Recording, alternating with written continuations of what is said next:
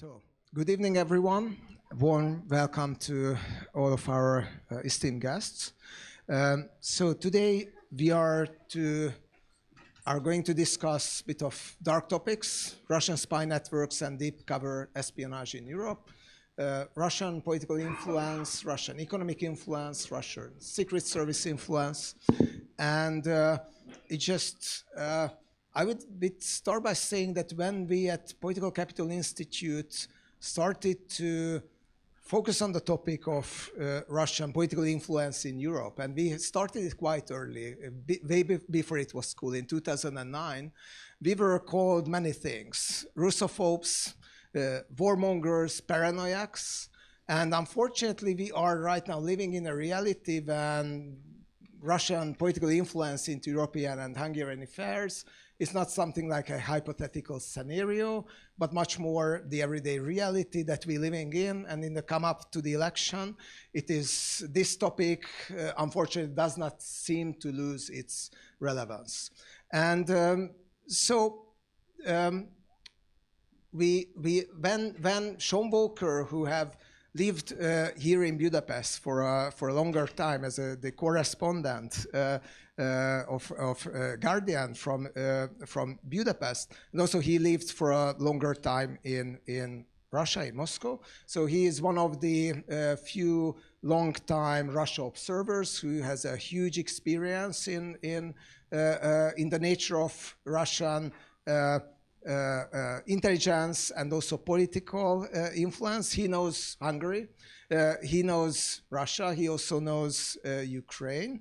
And when he published his second book, right, on the deep cover espionage in Europe, and it was published in Hungary, then we first approached our good friends at Corvina publishing house, and thanks for Levente Király for immediately saying yes to our initiative to hold a joint event. Then we approached our friends at British Council, and thanks for Georgian Szilágyi for immediately saying yes to our idea.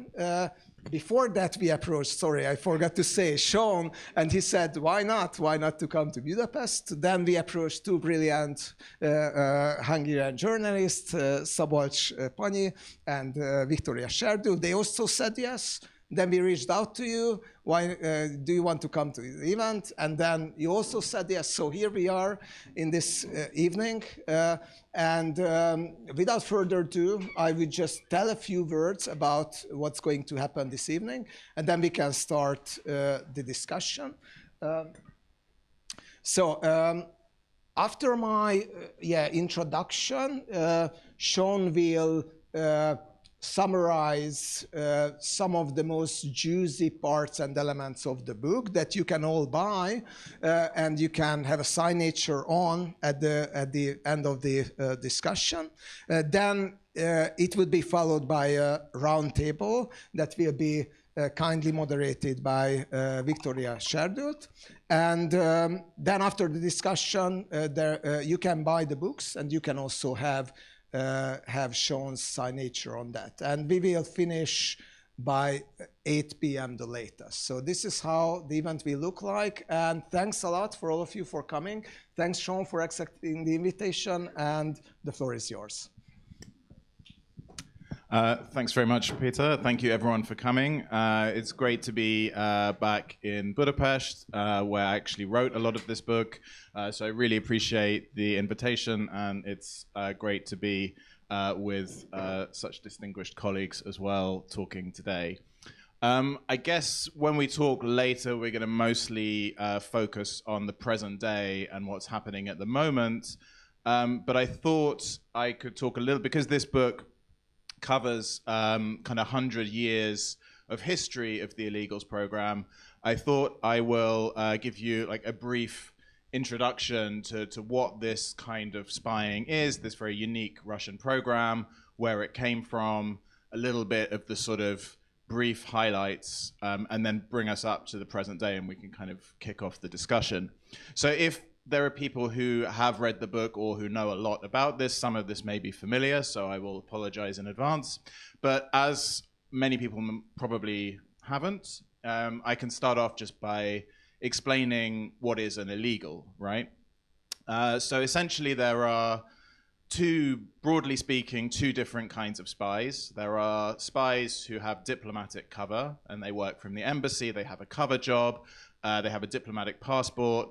And of course, if they get caught spying, if they're not declared as spies, the worst that can happen to them is that they will be expelled from the country. So this is one form of spying, but then most of the big intelligence services have another kind of spying, which is the undeclared officers. In the CIA, they call this non-official cover, or NOCs. And these are people, for the Americans, this could be a traveling American consultant or business person or whatever. And they may work for sort of 25 years in a cover job, but all the time they will be secretly working for the CIA.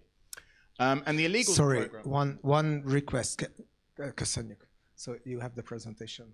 Okay, great. Yeah, great. Yes, here we are. Where was I? Yeah. So in the case of the Russians, they take this several steps further. So the Russian illegals, they're not just disguising their links to the intelligence services of Russia, they're disguising their links to Russia entirely. So they will spend years training to be able to convincingly impersonate foreigners, and then their missions can last years and years. And I first got interested in this story almost exactly 10 years ago. I was living in Moscow, and in 2010 there was a big roundup of 10 illegals in the US, and they were deported back to Russia. And 6 years later, I saw that there were these two young men who'd been 16 and 20 in 2010, and they were now suing the Canadian government because they were born in Canada, they'd grown up thinking they were Canadians, and on the 20th birthday of the older son, Tim, the FBI had knocked on the door, their parents had been arrested, deported back to Russia, and these two boys, young men, had ended up in Russia where they'd never been. They couldn't speak the language, they'd had no idea, and they suddenly had to piece their lives together.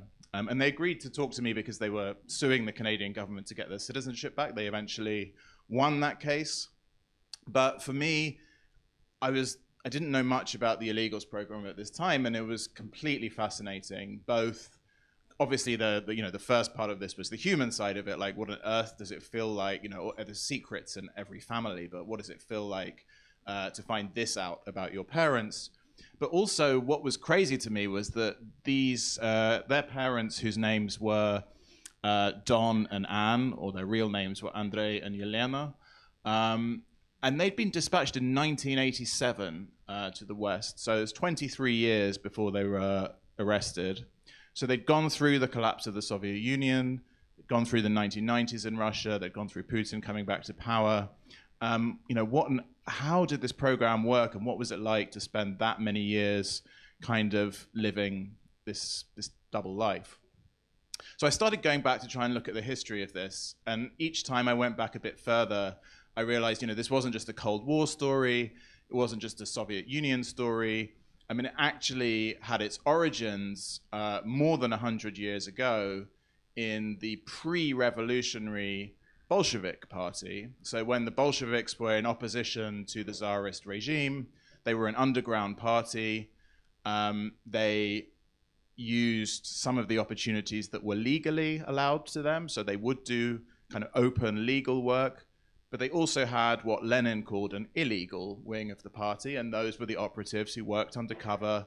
They didn't use their real names, they were clandestine, and Lenin itself as a pseudonym. This party they all had pseudonyms, many of them. Stalin crossed Europe dressed as various times Persian or Turkish or Armenian merchants in disguise. So this was kind of second nature to the Bolsheviks. And then when they take over in 1917, they don't have diplomatic relations with most of the world, so they don't have embassies, they can't send even diplomats, let alone spies posing as diplomats. But what they do have is all of these passionate communists who are used to working in the underground, and are very devoted. Many of them speak multiple languages. They're used to kind of moving around, changing their identities. And so they repurpose all of these people, and they become the first illegals. My favorite of these characters is, oh no, that's the boys who were arrested in Boston. So that's them growing up. Missed that slide. Yes, here we are. So this chap is a guy called Dmitry Bistrolyotov, was his real name, but he posed as a Hungarian from Bratislava by the name of Lajos József Perely. And that was one of his many identities. You can see here, that's his Perely passport. This is another passport, Alexander S. Gallas, a Greek merchant. And he was very active in London in the 1920s, late 20s, early 30s. He was handling a British Foreign Office cipher clerk. And he really put his heart and soul into this mission. He ended up charming this guy. He also slept with the guy's wife. He was inside the family. And as a result of this, he managed to get suitcases full of all of the British diplomatic telegrams in this period when the Soviet Union was outside still most of the kind of international diplomatic circuit, and it really needed access to understand what are people thinking in the West. So there was a whole bunch of these characters early on who were, had their origins in those pre-revolutionary years. And I'm not going to go into too much of the detail, but I'll just give you, after the Second World War, most of these characters are gone. They are either killed, executed by their own side in the purges, because in this crazy period of paranoia in the late 1930s in Russia, anyone who had any links with abroad was immediately suspicious. And I mean, who is more suspicious than these guys? And then some of them died in the war as well. But this is one of the guys who survived. His name is Josif Grigulevich. He was born in what's now Lithuania, and he was a passionate communist. He went to the Spanish Civil War. He spoke fluent Spanish.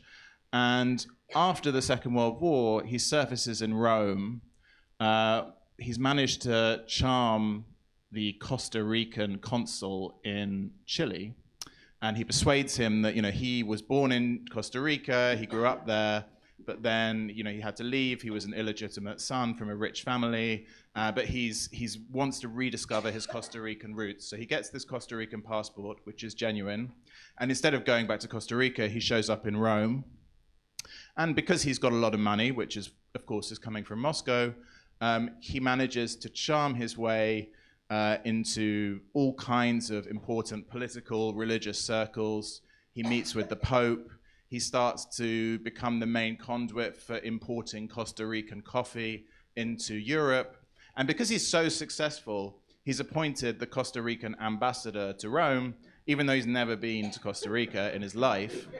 And what you have here is a picture of him meeting in 1953 with Tito, the leader of Yugoslavia. So he manages to get himself also accredited as the ambassador to Yugoslavia. And of course, at this time, Yugoslavia is a communist country, but it's broken with the Soviet Union. Tito wants to show that he can be a kind of independent player, even though he's socialist. There's no diplomatic relations. And in the Kremlin, when they find out that they have this illegal who has this extraordinary, he's been invited to present his diplomatic credentials to Tito, they decide that he's going to be the perfect candidate to kill Tito, this sort of wayward communist leader. So they come up with this whole plan, which involves kind of all sorts of elaborate options, including that he will come into this meeting, open a box that contains plague powder in it, but he will have been pre-vaccinated against plague, so he won't catch it. and Tito will die. But probably luckily for Josip Grigulevich, or Teodoro Castro, as he is in character here, just before this is meant to happen, Stalin dies, the mission is called off, and he's called back to Moscow. And he actually spends the next 30 years working as an academic in a Moscow university using a different name, and none of his colleagues really knew who he was. And Costa Rica, until the archives opened briefly in the early 1990s in Moscow, had no idea kind of what had happened to their ambassador who disappeared from Rome in 1953. So these are kind of some of the stories earlier on in the book, in the 30s and the 40s, and a little bit still in the 50s. And they really are these sort of wonderful spy stories. But then what happens is that things change a bit. So these people like Dmitry Bistrolyotov, who were with all these different identities, the Greek merchant today, the Hungarian banker tomorrow, these people were mostly gone. They were either killed or sent. Dmitry Bistrolyotov was sent to the Gulag for 20 years. But it's the Cold War. There's a much bigger counterintelligence operation against Soviet diplomats in the US. And they remember in Moscow, well, we had this great program, the illegals program, and now, our guys can't leave the embassy without being followed around, so we should resurrect this program. But unfortunately, they don't have any of these multilingual, cosmopolitan polyglots anymore because they've all been shot. So they go for something different. They decide, well, we're going to need to recruit talented young teenagers, university students, and we're going to train them. And it might take several years, but they're going to go through this training. We're going to indoctrinate them. We're going to teach them, if your cover is going to be Austrian, you're going to sit there in an apartment in Moscow and read all of the Austrian school textbooks, read all of the Austrian newspapers, work out this whole complicated backstory. And then you're going to go abroad. And because, again, it's the Cold War now, back in the 30s, a passport was often a flimsy piece of paper. You could cross a border with one passport, leave on another one. They were making these passports in Moscow in a few hours. But things had got a bit more complicated now. So that also meant that these were often identities that people would use for years, and that their missions would last for many years. So one of the characters that I write about in a lot of detail, because I spent several weeks interviewing him, is this guy whose name is Yuri Linov. And he was recruited in the late 1950s. And he was trained. He went to university in Kharkiv in eastern Ukraine, and he was designated to be an illegal with Austrian cover. And this is him with his parents in his home village. So this is a really different kind of character from these guys from the 30s. This is a local boy, very, very clever. And he's sort of trained, indoctrinated from an early age. And the idea was that eventually he was going to be sent to America. But part of the problem with these new longer-term missions was that it's really lonely to go abroad. You can't have any contact with anyone from home. You can't go into the embassy to speak Russian to the diplomats.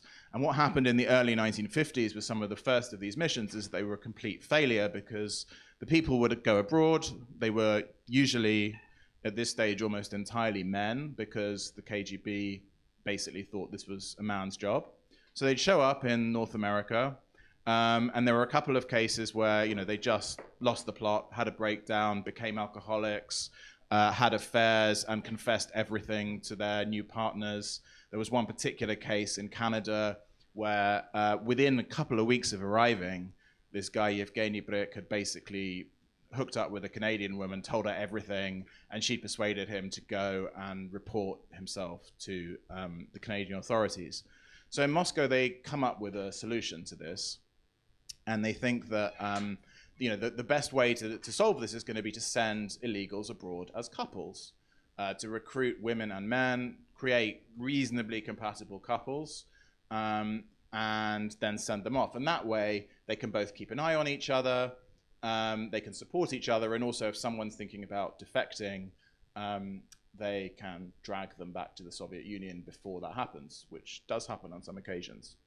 Now, for me, with Yuri, one of the amazing things and why I devoted so much of the book to him is that not only, I mean, he's in his late 80s now, and not only could I talk to him, but because he was trained in Kiev, all of his training files were in the Ukrainian archives and not in the Russian archives, so I could get hold of them.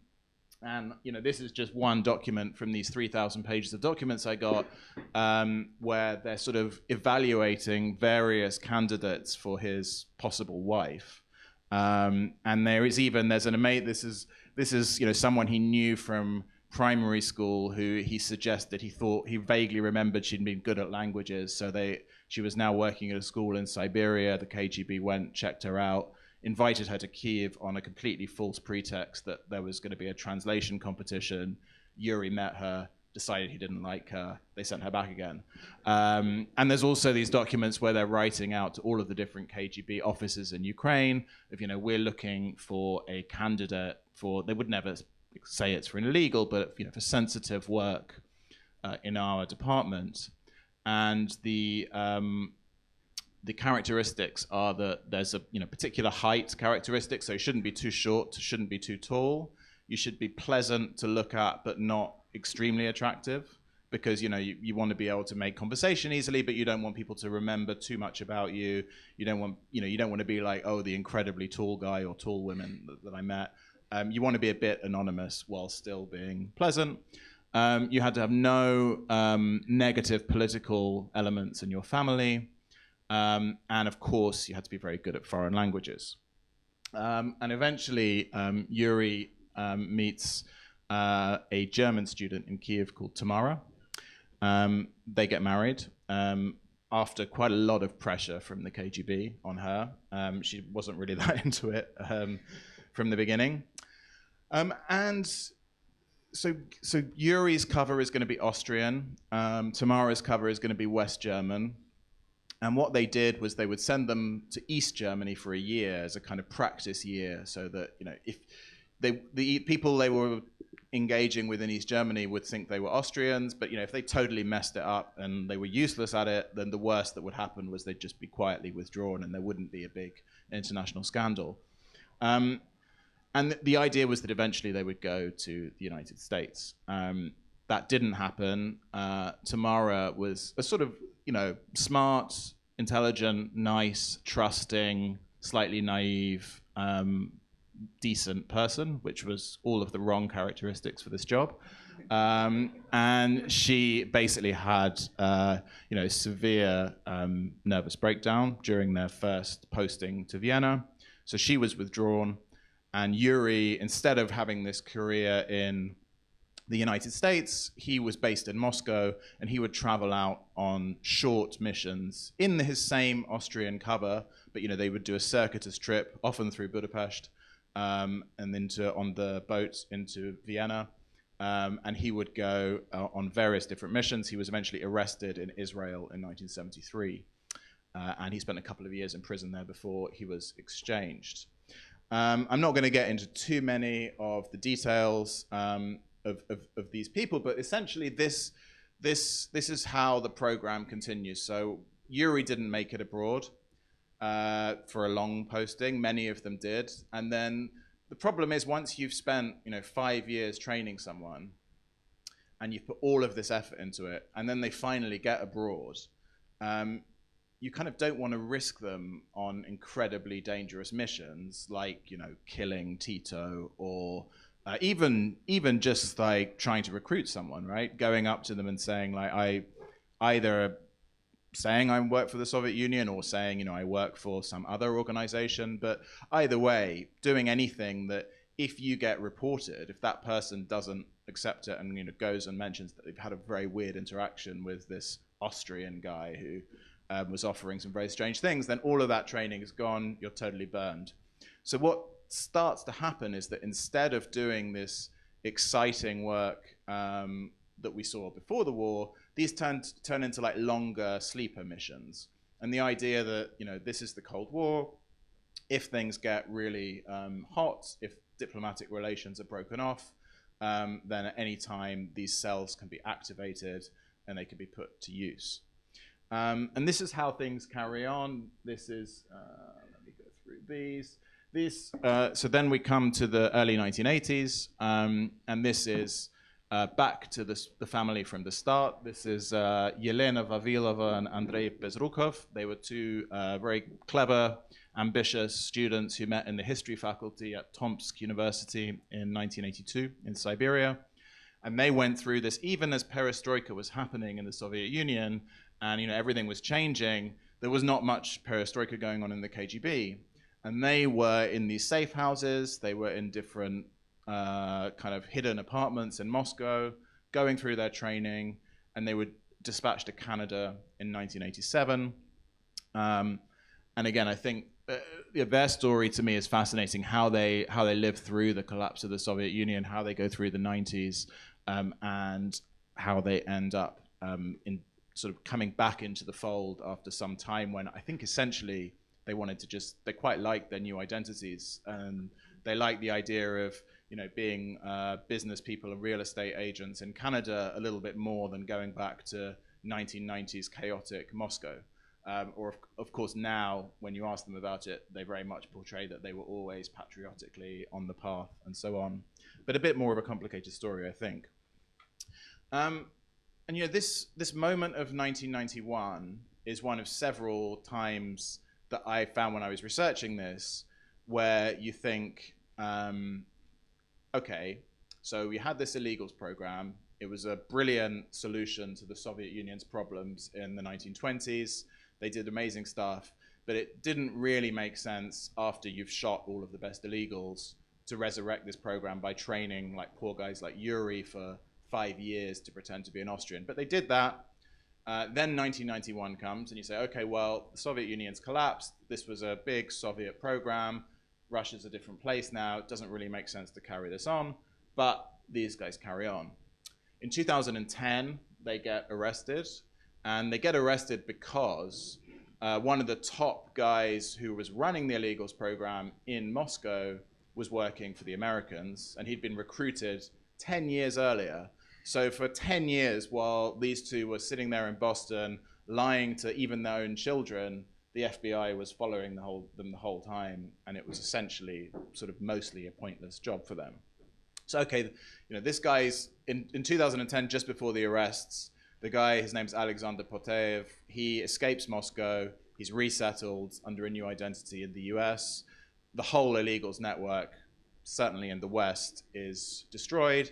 Again, this is, when I started working on this book in 2018, my assumption was, okay, that's the end. This is the start of my book, and this is the end of my book. 2010, it really doesn't make sense now. Obviously, that was naive. And what we now know is that starting in 2012, the SVR, Russia's Foreign Intelligence Service, and there's also a GRU program, and if necessary, we can talk a bit about the differences between them. But they basically rebuilt these programs yet again. And we've started to see that in the 4 years since the full-scale invasion of Ukraine, there's been, I think, by now close to 11 illegals who have been arrested, either arrested or, exposed and managed to flee back to Russia in time. This was a particular couple that I worked on. They were arrested in Slovenia at the end of 2022. This is Maria Meyer and Ludwig Gish, otherwise known as Anna and Artyom Dultsev. They were sent abroad under Argentinian cover in 2012. Most amazing story about them is that they really wanted to take their kids back to Russia.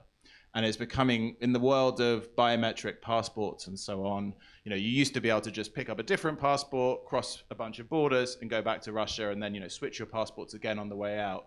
But that doesn't work when your fingerprints are logged, your retina scans are logged. So the way that they went to Russia with their kids was during the 2018 World Cup. They went as Argentina supporters, actually went to an Argentina game in Nizhny Novgorod, which was their hometown, and the whole time were in character as Argentinians as they visited home. But they were arrested in the end of 2022. I went to Slovenia and spoke to a bunch of people. So Maria ran an art gallery. I spoke to some of the artists she worked with. And this guy ran an IT company. And people were like, so at this stage, they'd been arrested. There was some rumors out there that there were illegals. But everybody I spoke to said, this is ridiculous. Like, spies are meant to be like glamorous and sexy and exciting. Like, these two were so boring. Like, there's no way they're spies. Like, one of their neighbors actually got really quite angry with me and said, lying journalists making up this shit. Like, I speak Spanish. Those guys were definitely Argentinian. And I never went back to meet them again, but I did wonder what they thought when a year later, these two were getting off a plane at Vnukovo airport, and Vladimir Putin was there with a big bunch of flowers, giving her a hug as she cried and saying buenas noches to her two children, who only found out on the plane back that they are, in fact, Russians.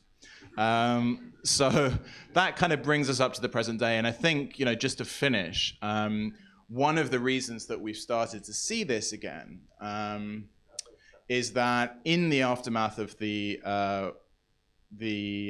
invasion of Ukraine, which when there was a huge wave of expulsions of Russian legal spies, so the guys and women under diplomatic cover in the embassies, which massively decimated Russia's options for how it conducts its operations in Europe. So what we've sort of seen is, turning to the two extremes. So on the one hand, you have the sabotage campaign, where people can be recruited on Telegram. You don't need someone in the embassy.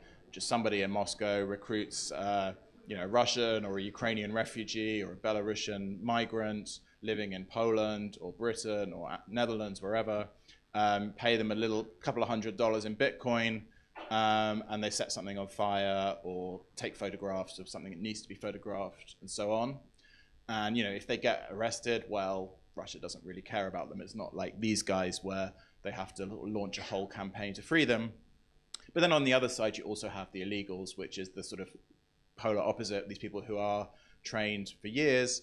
But exactly because the legal possibilities were so diminished, many of the illegals, I think, were asked to do a lot more risky things.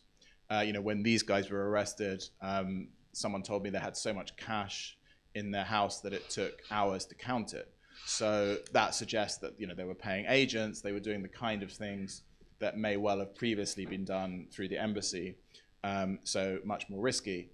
And the last thought I would leave you with before we start a discussion is that there was, again, when I was thinking about this in 2018, when 2016, when I met these two boys, and you thought, what is the point of this? Because in the Soviet period, there was no such thing as a traveling Soviet computer engineer or business person or consultant. Pretty much Soviet citizens couldn't travel. If you could travel, you had a KGB escort.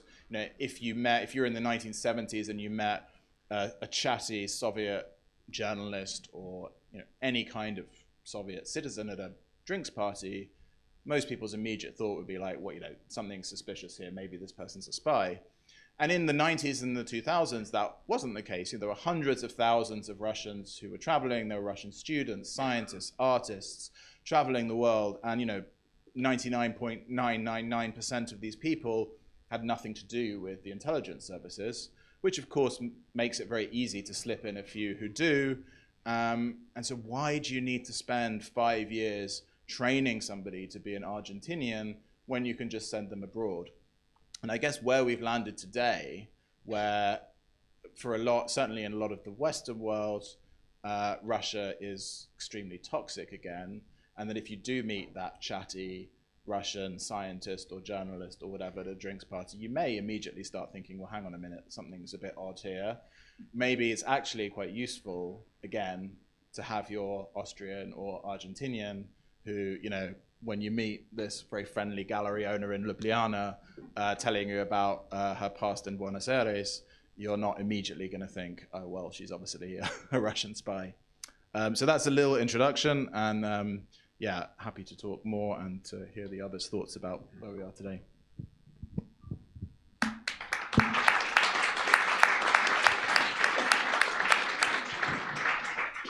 That's right. Yeah, it is turned on.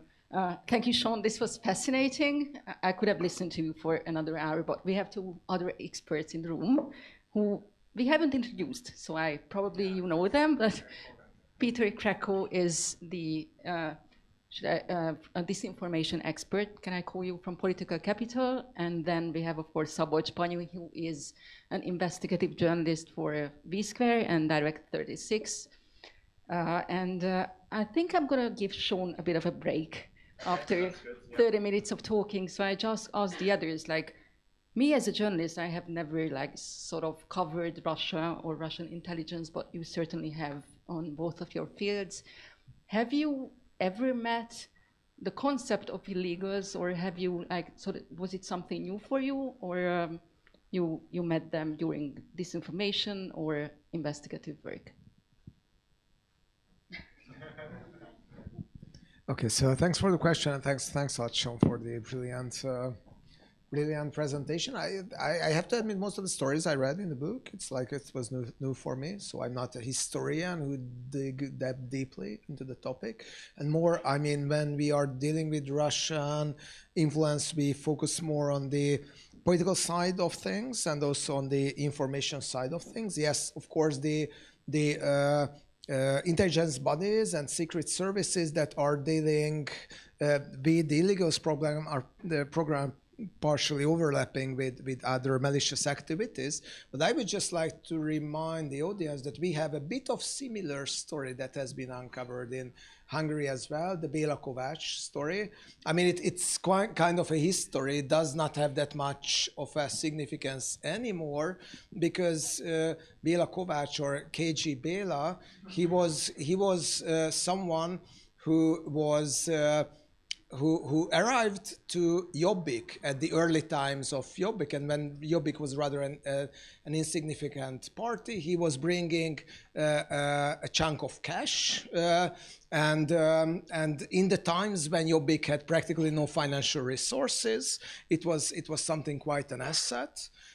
He turned a party that was quite, I mean, it was not only him, but he was instrumental in turning Jobbik, which was quite critical to Russia beforehand, when in about 2007, when there were there were some tensions in Estonia between Estonians and ethnic Russians because of a removal of some Russian monuments. Then Jobbik was quite critical and was criticizing very strongly Russia, and it was like it's the successor of Soviet Union and so on and so on. And from that point, he partially managed to switch the party in a much more pro-Russian direction. Also, KGB was spying allegedly for, bringing information from on the European Union to Russia. Maybe it was not it was not the most important part of his work, because you cannot spy that much for the European Union. I mean, an institution, especially as a member of the European Parliament, that you mostly see stuff that are out in the public. But at the same time, he brought financial resources to Jobbik. He helped a bit to Jobbik to gain prominence, and Jobbik could grow to a party of up to 20% of support. And also, he had 3 wives. He had one wife in Hungary, one wife in Austria, and one wife in Japan. So, which was a bit of atypical from a party that was promoting conservative, traditional family values otherwise. So I'm just saying that part of it is like what Shaun has uncovered is, indeed history, but as he just suggested, this is also the reality that we are facing these days. And of course, I mean, we could probably know much more about the Béla Kovács case if Hungarian authorities were eminent in investigating the case. But finally, the reason why he got prosecuted was nothing close to espionage. It was only mistreatment of some EU funds. So unfortunately, maybe this is a story that we would know in details, like Shaun uncovers the stories in his book, if some of the authorities have been a bit more diligent in doing their investigative work. It's lucky we have an investigative journalist here as well. Yeah, and I'm sorry to say I have to correct you on some details. So it was not Bela Kovac, but his wife, who had multiple husbands, including Bela Kovac. The wife who actually worked for the KGB. But it's good that you brought up this story, because this was actually the first time when I was introduced to the concept of illegals, the Bela Kovac story. His background in the Hungarian media was uncovered by András Dezső, our great friend and colleague, who revealed that Bela Kovac was actually born to a Hungarian mother, and it turned out that his real father was a Russian soldier who raped the mother.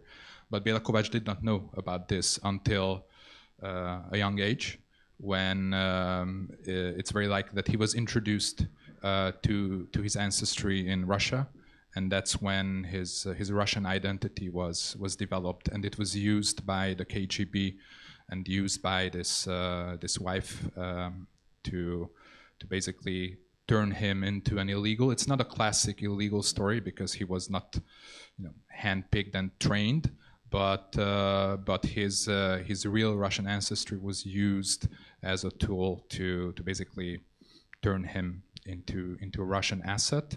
And as classic illegals, he did not have any ties to the Russian government. For example, he appeared in Hungary as a businessman who claimed that previously he had a very successful business career in Russia. But when we actually looked into the Russian company registry, his name never came up. So he did not actually own companies there.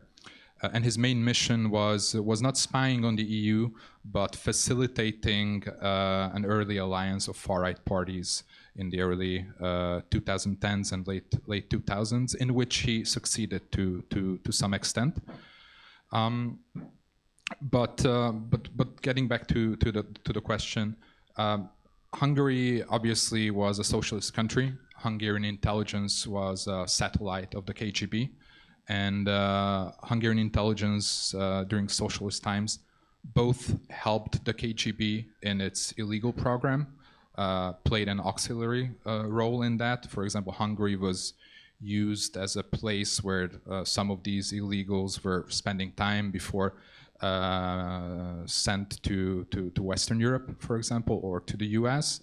Or Hungary was helping establishing other types of cover for these people, including forging documents or researching family history. Families that have already died out were used as the fake ancestors of some of these illegals. But Hungary itself had its own illegals program, I think, since the 60s. And a few Hungarian illegals were sent mostly to Western Europe. And well, I think I can reveal that with Shaun, we once met with a source who was involved somehow in that program in Hungary. One of the specialties of the Hungarian democratic transition is that most of our intelligence apparatus was not disbanded. So people served on, serving now the Hungarian Republic, those intelligence agents who previously served the socialist intelligence and counterintelligence. And it was actually a big issue with Hungary's NATO accession, what to do with the Hungarian illegals. The Hungarian illegals program was partly researched by Hungarian historians, but because most of the archives are still closed, the documents are not accessible, so the identities, for example, will not be known until some time of those people who were sent to Western Europe. I think it has already been reported by historians that Germany, Italy, Belgium was a target country where some of these Hungarian illegals were sent. And yeah, I'm very much inspired by Shaun's book, so maybe at some point I will do my own research about this program. But just a couple of details that I think together heard. It also shines a light on the lighter side of this very dark espionage. That, for example, when these people who served as illegals, Hungarian illegals serving the communist regime, were told to come home, they were not only told to give up their identities, but also to pay back a large sum of money that they were given to sustain themselves. And also some of these illegals established a very successful career in business in Western Europe. And some of these people who were confronted with this order to come home and give up their identities, they just said no.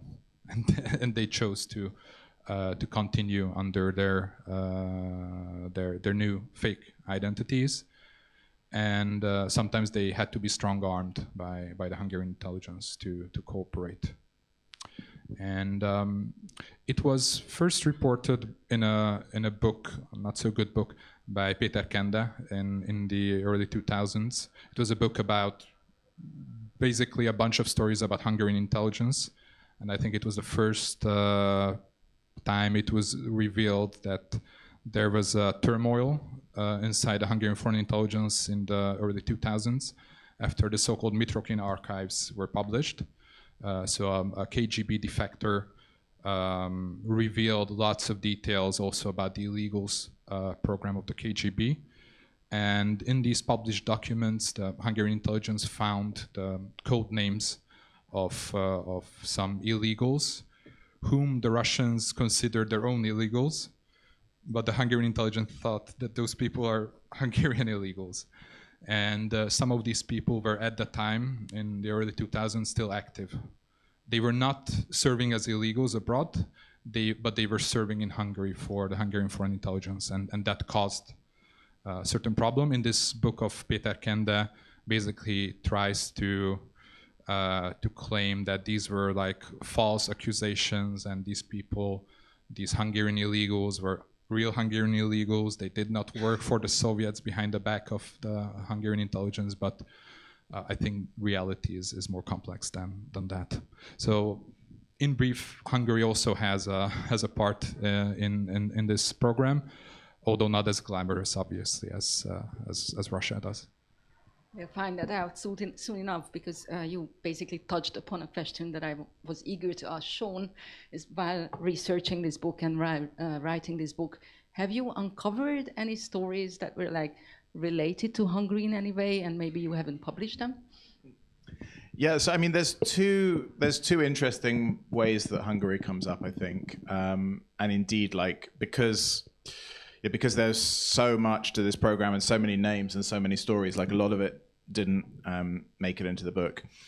So I think, yeah, as Szabolcs rightly said, there was, starting in the 50s, 60s, the KGB set up these kind of satellite illegals programs. So Poland, Czechoslovakia, Hungary, where they would kind of come in and they would say, we want you to document certain number of illegals. We'll show you how to do it.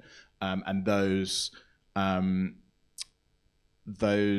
illegals were obviously Budapest or Warsaw or Prague would share all of the results with Moscow. And so in the Mitrokin archives, there's not much in detail about the Hungarians. There's a little bit, but the Czechs were the ones that we know quite a lot. They were actually really good at it.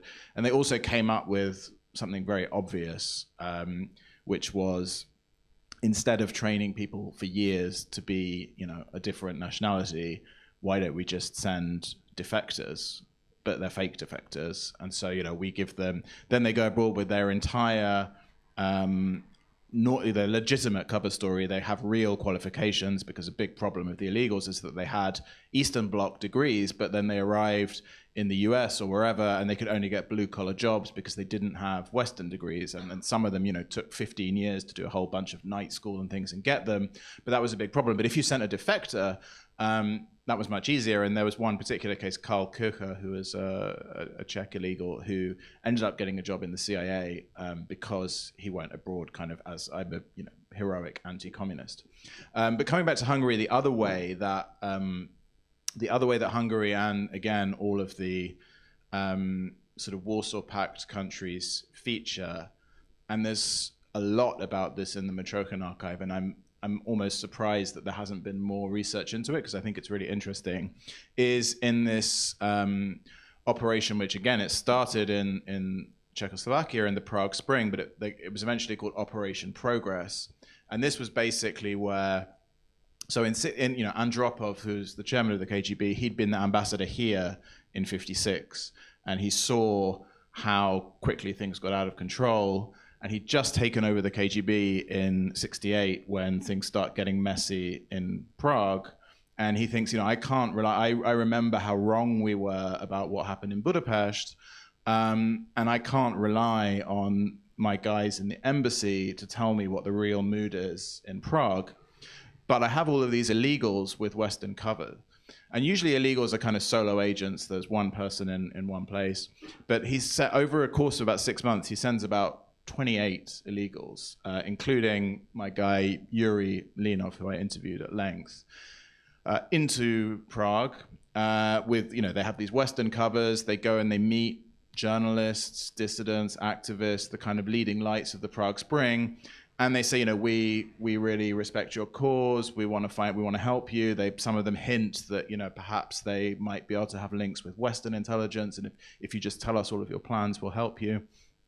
And actually, as a result of some of the information that Yuri sent back, there was one guy who ended up being committed to a psychiatric hospital. So this was, for the KGB, while a lot of their Cold War missions in the West were a bit disappointing in terms of the results, Operation Progress, they saw it as a massive success. We managed, this gave us information about the Prague Spring that we otherwise would not have been able to get.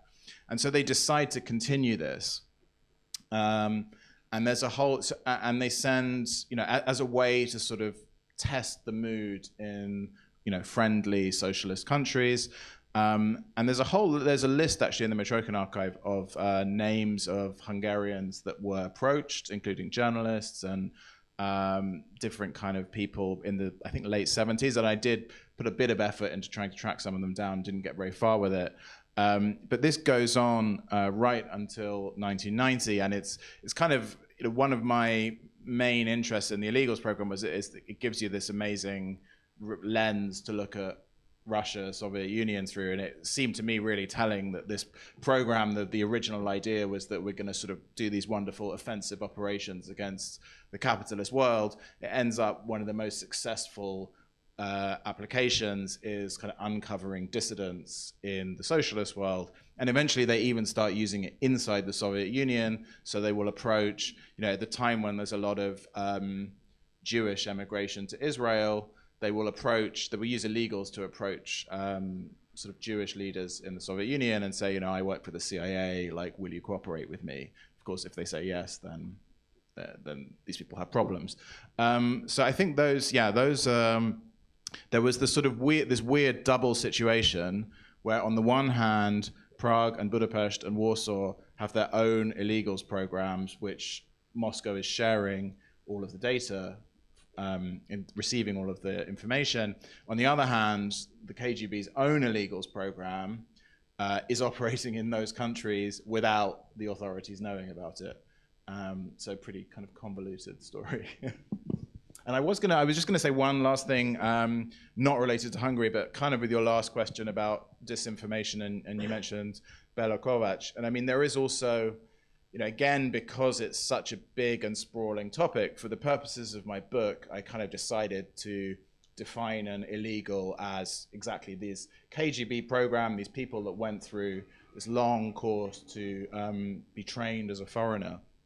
But there are shades of grey, and it's a scale. And so you do have cases like that. You have a more recent case, which I know Savoc has also worked on, and I worked on quite a lot, which is a GRU illegal who was called Pablo Gonzalez, who was a Spanish journalist.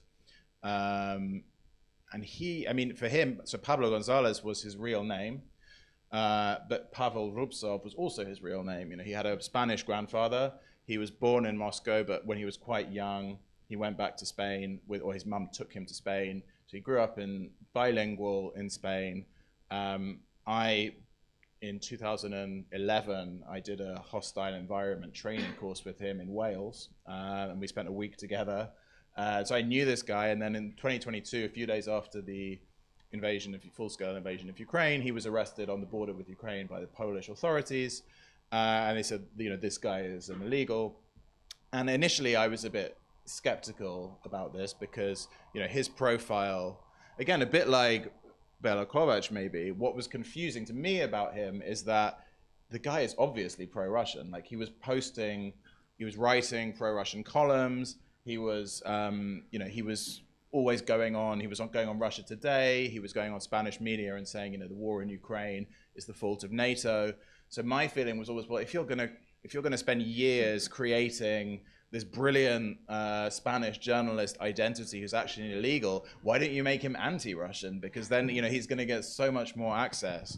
But indeed, when you do look at some of the files of the court case, it becomes pretty clear that I was wrong. That my assumption was that he was a kind of Spanish journalist, leftist, bit pro-Russian, who at some point agreed to, okay, I'll send some information to Moscow. But it does appear that he was much more of a real staff officer.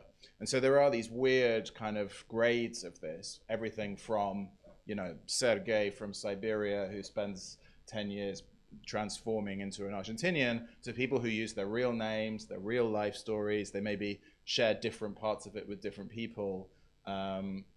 But are still basically operating under the same principles. Of course, sitting in the middle of Budapest, we will definitely not go home without speaking about Russian influence in Hungary. But there is one other question that I have to ask Shaun. Sorry for the others. Like, you talk about all these illegals from the 1930s, from the 50s, even from present day probably. But what is the motivation of someone who joins this program? What have you found? So I think it's also a question that I was interested in. I think in the Soviet period, so in the early period, it's obvious they're like passionate communists. Most of them really are passionate communists, and I think there is this moment. So the guy I put out first, Dmitry Bystrolyotov, he's written these memoirs, more or less unpublished memoirs that he wrote in the 70s. Which are a wonderful piece of writing, but completely unreliable. But he has this great line there where he says that every time I seduced a woman or had a sip of alcohol, I did it not for my own pleasure, but for the motherland. And you're like, yeah, okay, if you say so. But at the same time, they really were devoted to the cause, and many of them died for the cause. In the Cold War, I think you had less of that passionate messianic devotion, but at the same time, if you were like the guy I showed you, Yuri Linov, growing up in your small village in the middle of nowhere, and you were ambitious and you wanted to see the world and you wanted to speak languages and do interesting things, the KGB was a very, very prestigious job. You were recruited when you were still young, so they had the chance to shape your psyche. One of the things that struck me when I was researching this is that if you take the 1970s Soviet Union, there's 240 million people, and the only people who can travel freely without, so a small percentage of people can travel, but they'll be watched, they'll be with a KGB delegation, they won't be able to have normal interactions. Even if you're in an embassy, you will still be watched by the local KGB residency in the embassy. And you can't just, go off and have unsanctioned contact with loads of people. So out of these 240 million people, the 100 or so illegals are the only people who are traveling freely, having normal conversations and seeing the world. So when you put it like that, it's kind of obvious, right? What was much harder for me to understand always is like, what on earth is the motivation now? Like when, as I was saying, if you're a smart, intelligent, worldly Russian, maybe slightly less than before 2022, but even now, you still have very many opportunities to see the world and to do different things. Why would you go into this weird sort of contorting program? And I was puzzled by this until there was recently a story which irritatingly appeared in the New York Times because I was also working on it. But a story about a bunch of early stage illegals that were that were uncovered in Brazil, and they were mostly withdrawn back to Russia because, I think the Russians realized that they had similar documents to others that had been arrested, and so they were withdrawn. And as part of this investigation, they uncovered that two of these illegals were a Russian. In their Russian identities, they were husband and wife, but in their cover identities, they hadn't yet staged their meeting, started dating, and married in their cover identities. So one of them was in Brazil, and the other one was in Greece. And in complete rejection of all of the kind of operational rules of what you're supposed to do, they were sending each other messages and sort of, discussing this life that they'd chosen. And basically the woman just kept saying to him, like, will you stop complaining? And he didn't stop complaining. And he kept saying, I don't know, why have we, like, this is awful. Like, this wasn't what they promised us. Like, why have we given our lives to do this? And so that slightly answered my question. And okay, they also don't really understand what the motivation is. And I think, again, if you're recruited at the age of 20, and somebody comes to your university and says, listen, we've noticed you're very good at languages, you're very smart, would you like a job full of adventures traveling the world? And you say, absolutely, that sounds amazing. And then by the time you're 25 and you've been through that whole process, like, it's not so easy to slip out of it again. Spying can be sexy, spying can be like James Bond, but what do you think, Szabolcs and Peter, what do you think the biggest misunderstanding is about Russian influence or Russian operations or spying in general in society, for example? I think in Hungary the biggest misunderstanding is that we had a democratic transition. We did have politically, but all the infrastructure that the KGB had been using previously remained intact after the transition. And this also means that some of the people who were already spying for the KGB on the Hungarian reformist socialist leadership before the transition, they remained in position in Hungary. And I think it's also not really discussed in public life that because of Hungary's history, there are ethnic Hungarians living abroad.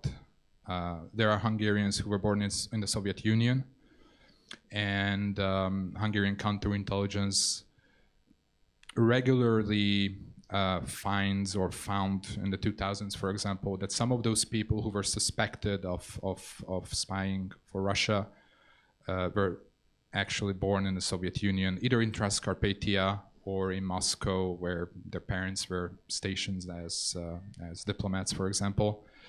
And we haven't really confronted our history, and we haven't really confronted the fact that some of those people do pose a certain national security risk. I give you an example. I had a story, for example, many years ago about the rigged procurement for metro cars in Budapest. And in this whole process, there was a Hungarian lawyer representing Metrovagonmás and Transmas Holding.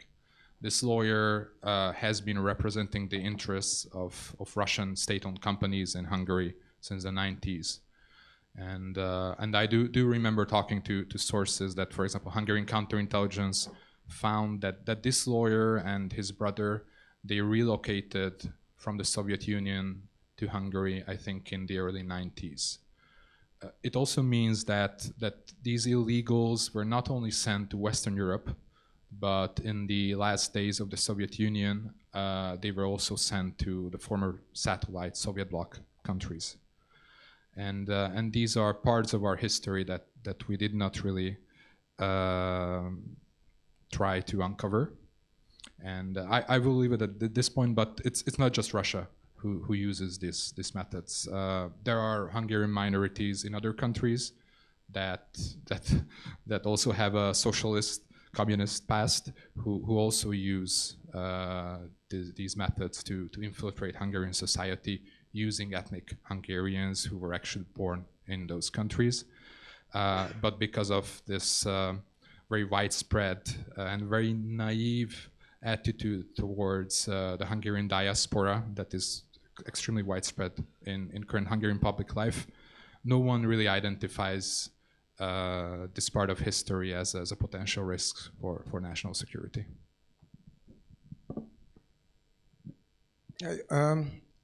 I would follow up on that. Yes, I think especially on the right side of the Hungarian political spectrum and on governmental side, there is this narrative that Russia today is totally different than Russia yesterday. There is more discontinuity when it comes to history, when it comes to ideology, when it comes to secret service techniques, when it comes to tools of espionage, when it comes to tools of intelligence and so on. And yeah, I think, of course, the mere fact that the Russian president, so the Russian Federation is led by a president who was a KGB operative. So of course it creates enormous continuity. But even if this is something that maybe something that's Szabolcs and Shaun knows more about, but there is more continuity in the secret service operations of the Russian Federation, even with Tsarist Russia, than we would assume. And for example, spreading conspiracy theories that we typically associate to Russian soft power and intelligence activities today, partially covered, partially uncovered. But the protocols of elders of Zion, for example, it is something that is partially created by Okhrana, the Tsarist secret services, and then spread all over Europe. And this is one of the most successful anti-Semitic conspiracy theories, and there is quite active secret service operations behind that. So I would underline this important element of continuity. And on the other hand, and this is a bit of different aspect that we have just been covering because it's not directly related to the illegals program, but also modern day Russia, I think, especially when it wants to influence the West, it imitates quite a lot of techniques and institutions that the West uses, but imitates with the Russian spin. And for me, one of the best examples for that is the Ruski Mir Foundation. They think it's the equivalent of, let's say, British Council in Russia, but it's totally different. So it's like it's their interpretation of that. So this is in their interpretation, this is an institutional system that from Russian state money aims to promote Russian culture, Russian language, Russian history, and so on, without any other agenda. But de facto, I mean, as this international foundation operates, it is in many sense sometimes cover institution for intelligence activities, and also it is led by Vyacheslav Nikonov, who is the grandson of Molotov, who was the foreign minister of the Soviet Union. But this is the less important thing. He is also someone who had quite an active past in Russian secret services. So I just want to say that Russian intelligence activities sometimes appear in institutions where they officially don't, but like in the soft power tools, the media, the international institutions, and so on, there is a tendency to copy-paste Western institutions seemingly, but at the same time using them for some active measures and for some intelligence activities, and definitely with a kind of, secret service mentality. But of course, you say there's a continuation of these techniques and methods and influence as well. But are there any other methods that have drastically changed in the past 10 or 15 years of how Russia operates in countries like Hungary as well? And we can, of course, start talking about Hungary, as I think that's something that the audience would be most interested in.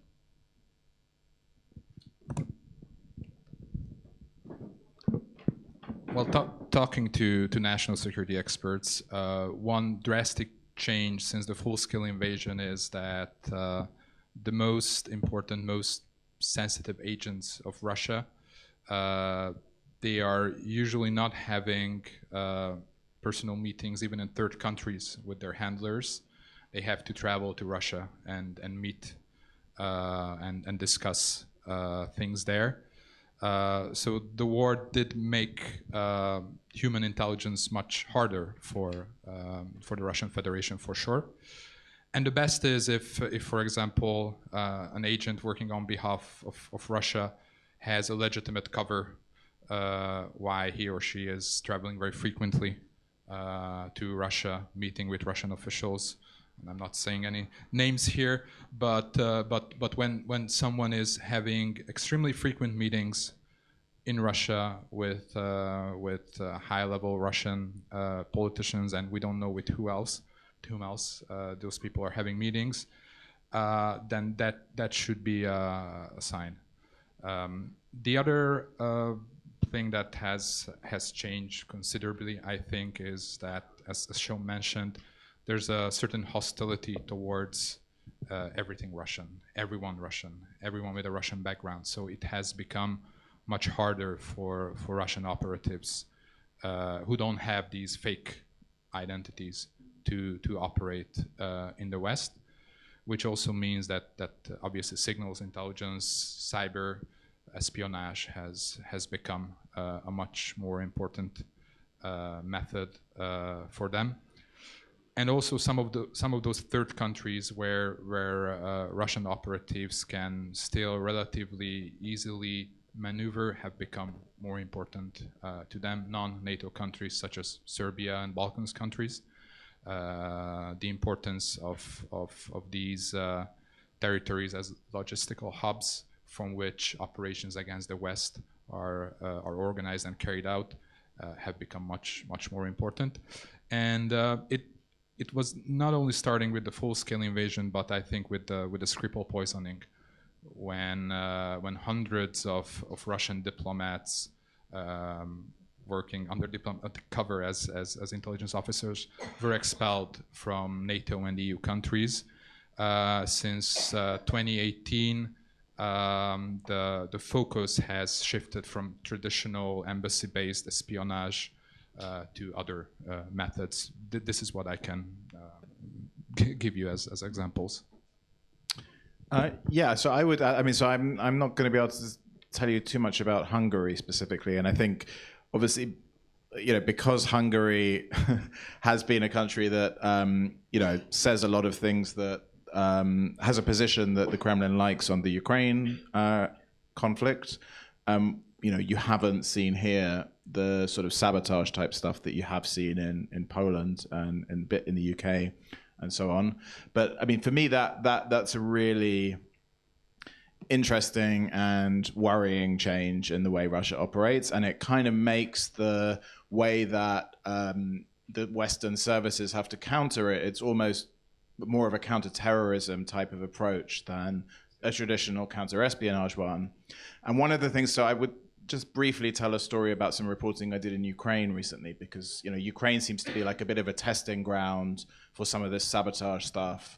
That so far what's happened outside Ukraine in Europe is that with all of these sabotage and mini terrorism, arson, explosions, if somebody gets injured or killed as a side effect, like they don't really seem to care. But it doesn't seem to be the goal. Like, you could argue there was a rail track explosion. That might be one thing where it was a goal. But generally, the goal hasn't been to kill people. The goal has been to cause a bit of chaos, to make people wonder, like, is it really worth supporting Ukraine if these are the kind of costs we're going to have to bear? But what's happened in Ukraine, the goal has been to kill people. And so I met a few months ago two kind of 19-year-old guys who were in prison who had been arrested at the last minute while kind of trying to carry out a plot which a few days previously had worked.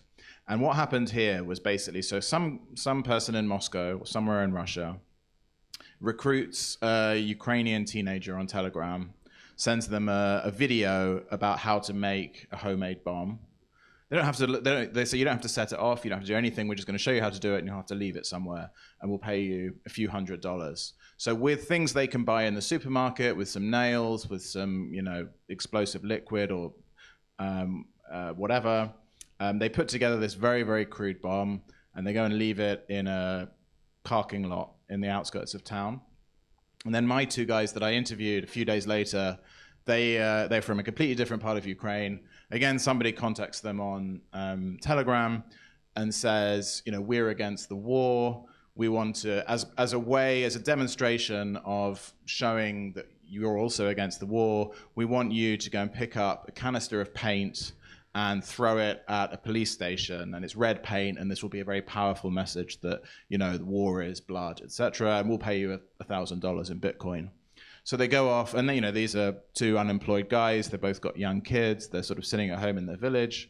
So this is quite good money. They go off. When they get to the city of Rivne in the west of Ukraine, they stay the night. The guy sends them, that this is where the package is. Here's the location. So they go to pick up this bag, and they're on the phone to the guy the whole time. And the guy basically directs them to a police station where they're supposed to throw this paint on the wall. They get there, and it's a bomb, and the bomb goes off. In the case of these two, they were caught. The case 3 days earlier, the guys carrying the bomb were killed, and a couple of police officers were killed. And this is happening across Ukraine. So you have this crazy scenario where someone in Moscow with a couple of $1,000s and a Telegram account can basically create suicide bombers who don't realize they're suicide bombers in another city. So at the moment, we don't see this happening in Poland or Britain, but if the conflict gets to another level, that's something to think about. And then you end up with all of the same dilemmas that you have from counterterrorism. So does that, how do you find the teenager who's talking to the ever-changing Telegram accounts? Do you monitor everyone's phone? That's problematic. Do you, it's very, very difficult. It's very messy. And I think, if we get to a stage where the conflict with Russia moves to another level, and, my feeling is it's not likely to be kind of tanks into Warsaw or, Grad missiles into Estonia. It's more likely to be an escalation of this kind of what's, hybrid so-called tactics, but, that can get quite messy. And I think that's how the Russian, that kind of more informal sabotage wing of Russian espionage and Russian active measures is changing, and it's potentially a huge threat. That's a very important point you're making, because I also wanted to ask you, and maybe ask the others as well, both, of course, it's a cliche that technology is changing, and we're using technological assets that we've not used before, and probably Russia is using them as well, and investigative journalists are using them as well. How is this changing? First of all, maybe I'll ask Peter, because you're the disinformation expert.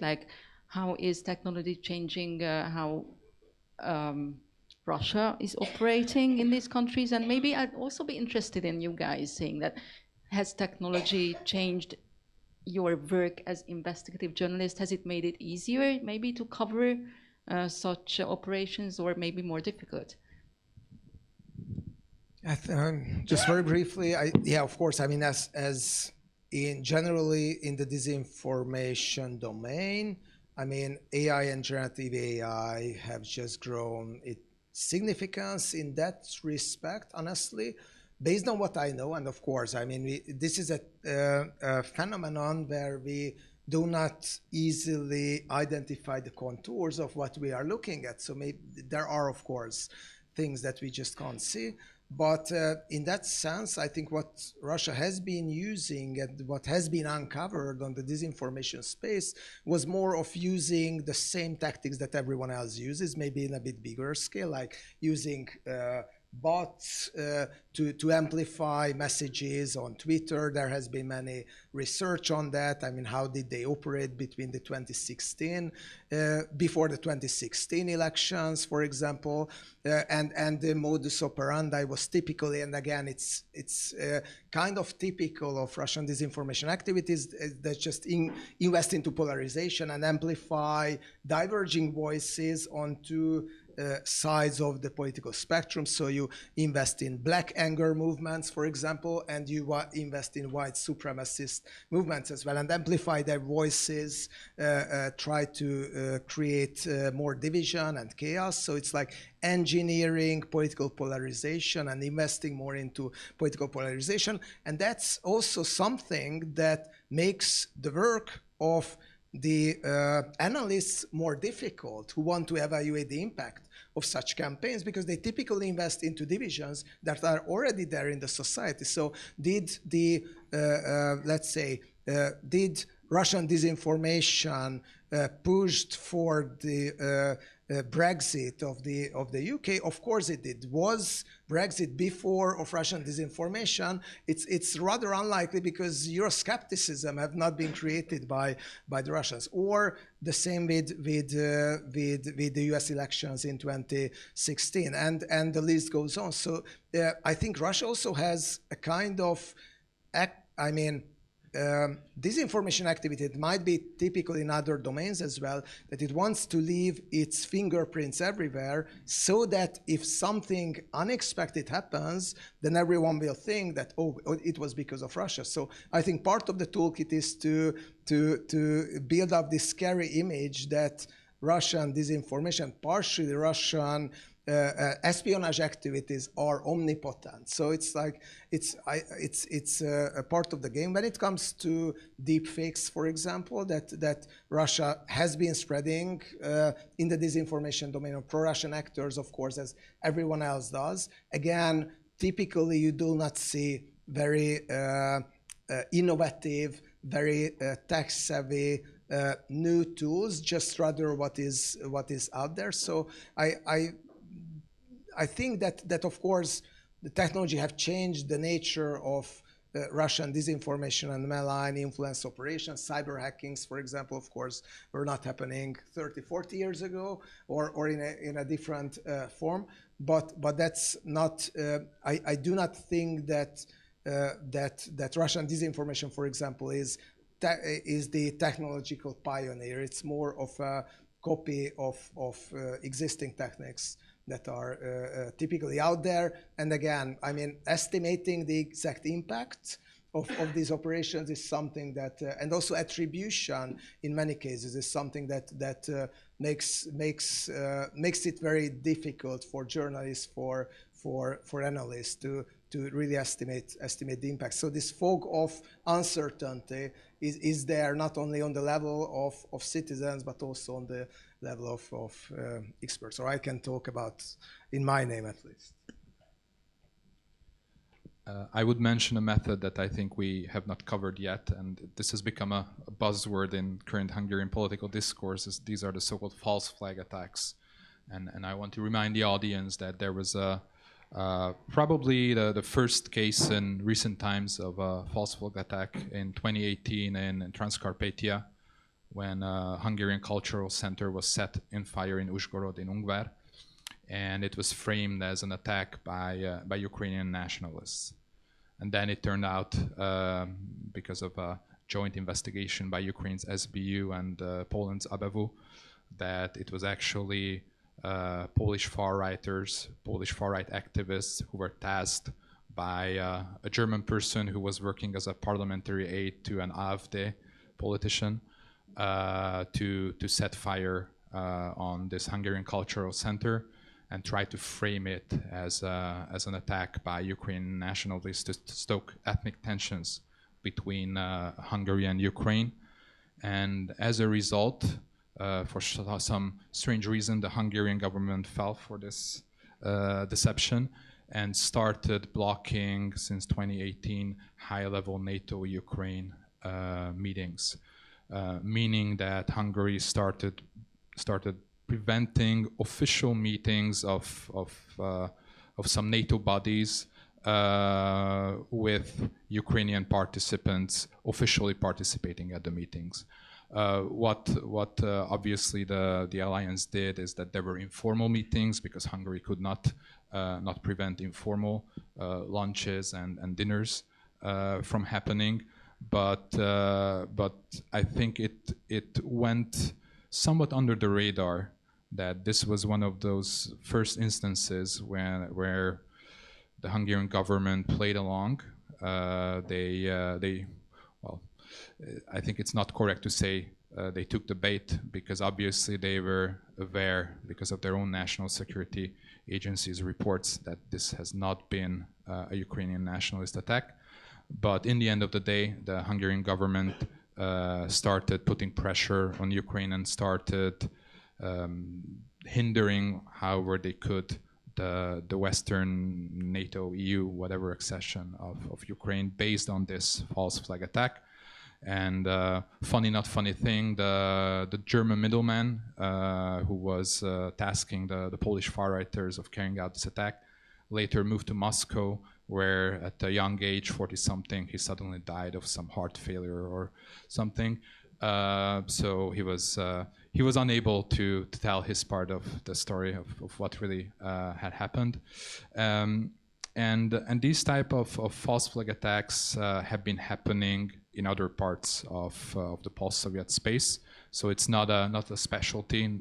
It does not only happen when it comes to Hungarian-Ukrainian relations, but I think under current circumstances, it's good that at least the Hungarian public is getting to know this phrase much better, and I think that Peter and political capital are also playing a very important role in raising awareness of these types of Russian methods.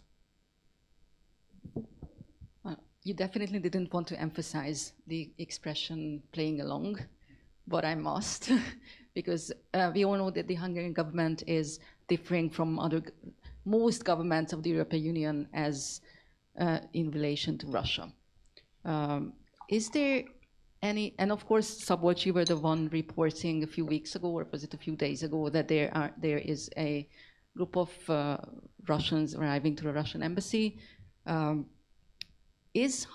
Could Hungary be considered like a testing ground to Russian influence, or is there anything that is special in Hungary that should be not tried in other countries of the European Union by the Russians? Just very briefly, I think Hungary is really special in the sense that, and it's coming back to a previous question of yours, what have changed in Russian influence? I mean, Russia have lost its access to the mainstream business and mainstream politics in most parts of Europe. Not totally, of course, we shouldn't be naive, but we are not in the same times when leading European politicians could just build very friendly relationship with Putin, go with him on yacht tours and all kind of luxurious trips and so on. Maybe the President of the United States is still able to do that, but typically, in European politics, it's, mainstream politicians, even the ones who previously had very cordial relationship with Vladimir Putin, right now have to distance themselves from him. Hungary is definitely different. We can say that Slovakia comes close to that, but I think it's still, far from the level that where Hungary is, and it's like this.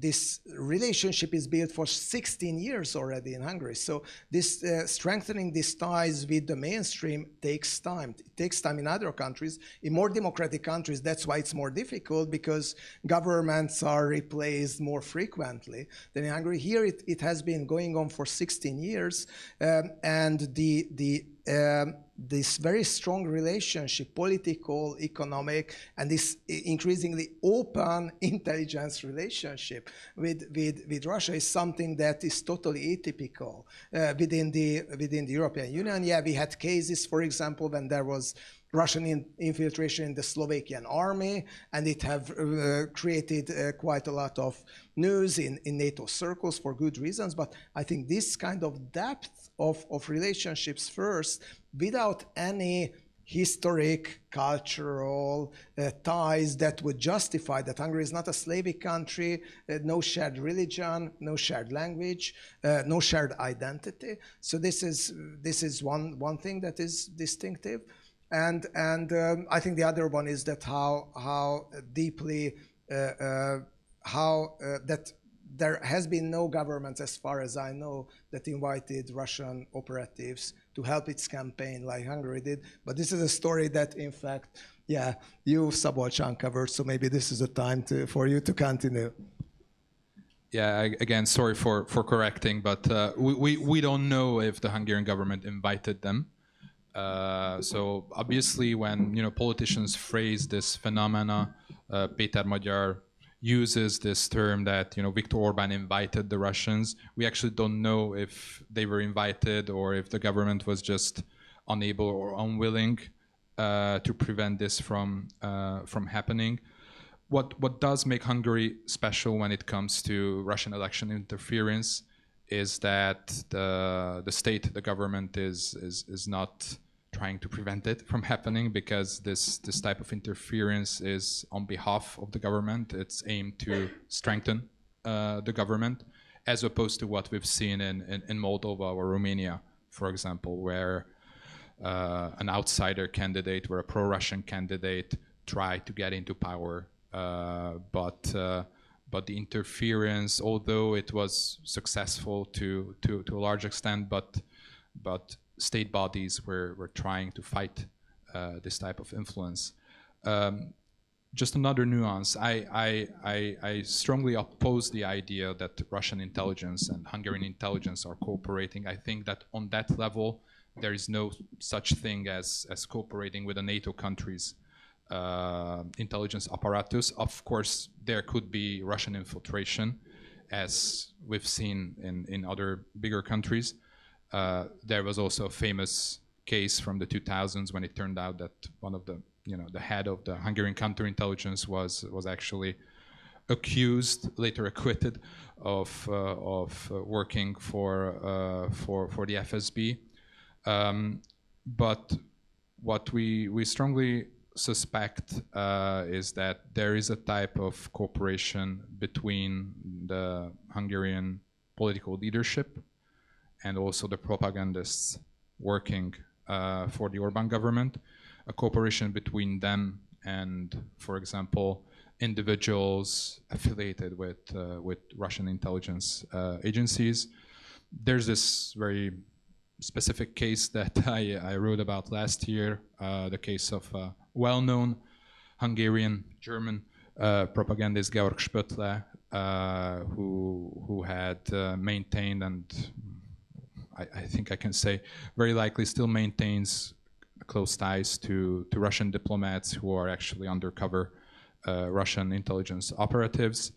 And I believe that there are many, many more cases that have not yet been uncovered. The problem here is that although some Hungarian state bodies and agencies are trying to do their job, but in the end of the day, it's the government that tasks them with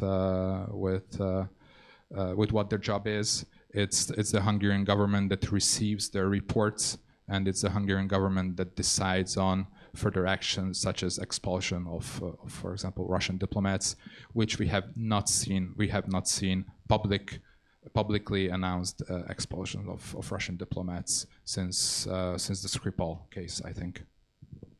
Before my last questions, I would also like to remind you that at the end of the panel, in just a very short period, the audience will also have a chance to ask questions. So if you do have questions, prepare them.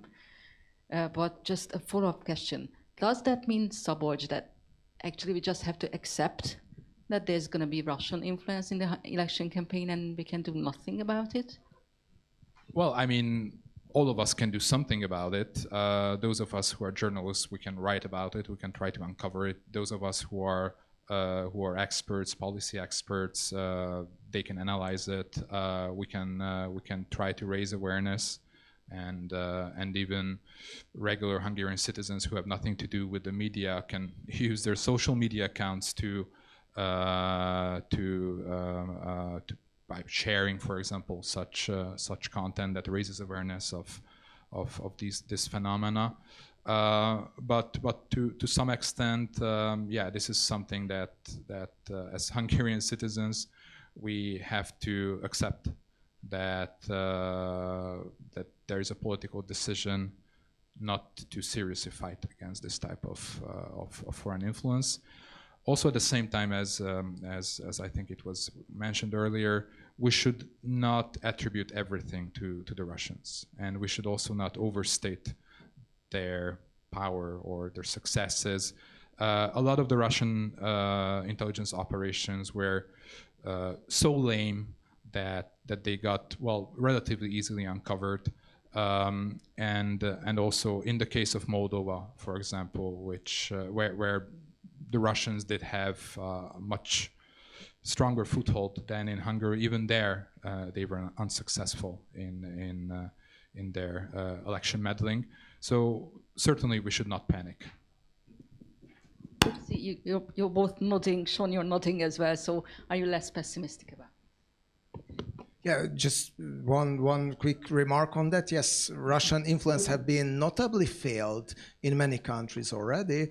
And let's just remind the audience, I think it was 2 French elections practically where Vladimir Putin was really strongly investing into the challenger of Emmanuel Macron. In both cases, they failed.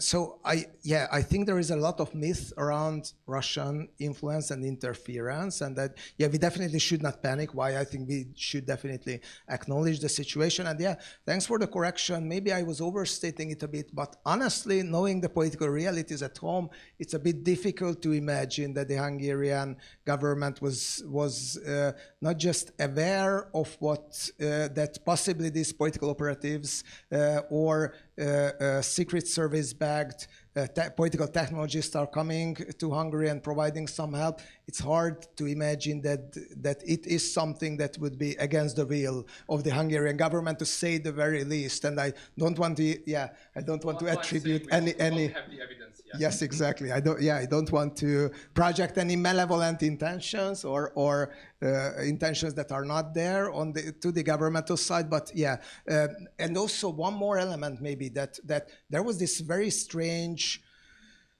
prisoner of war exchange that happened and it was an agreement between Vladimir Putin and Viktor Orban that also it's a typical Russian active measure kind of operation.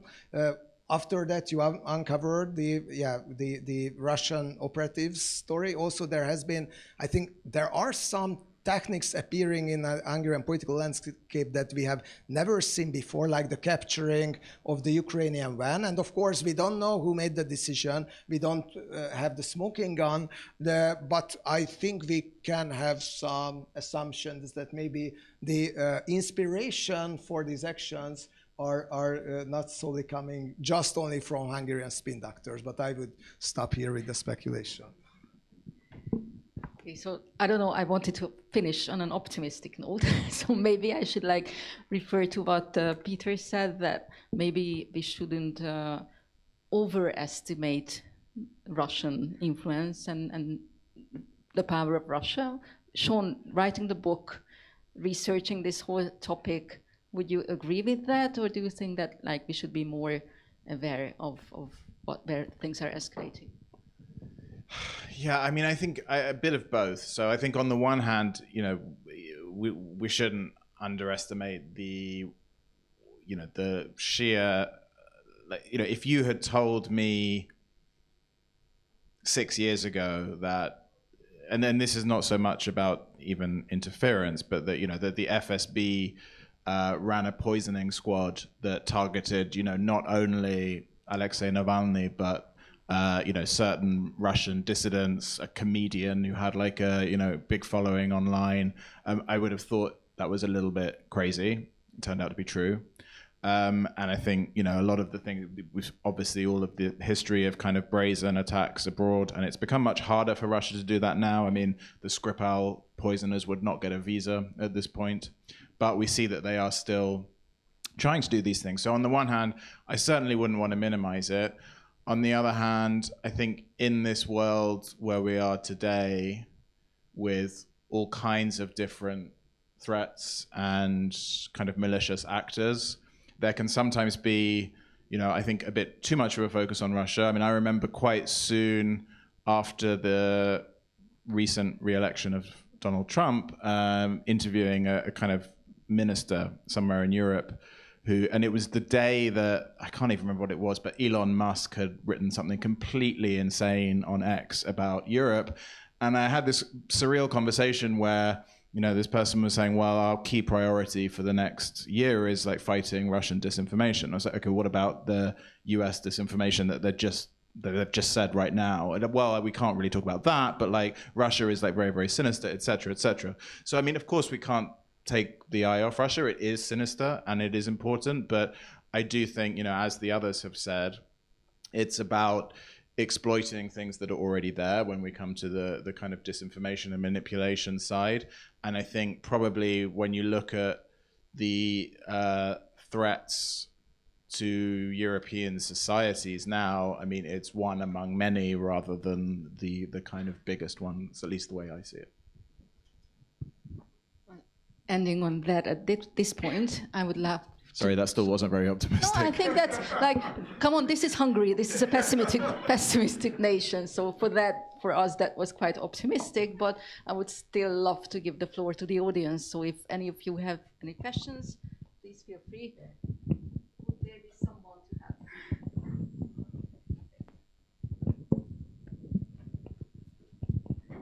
have? Thanks a lot. This was amazing.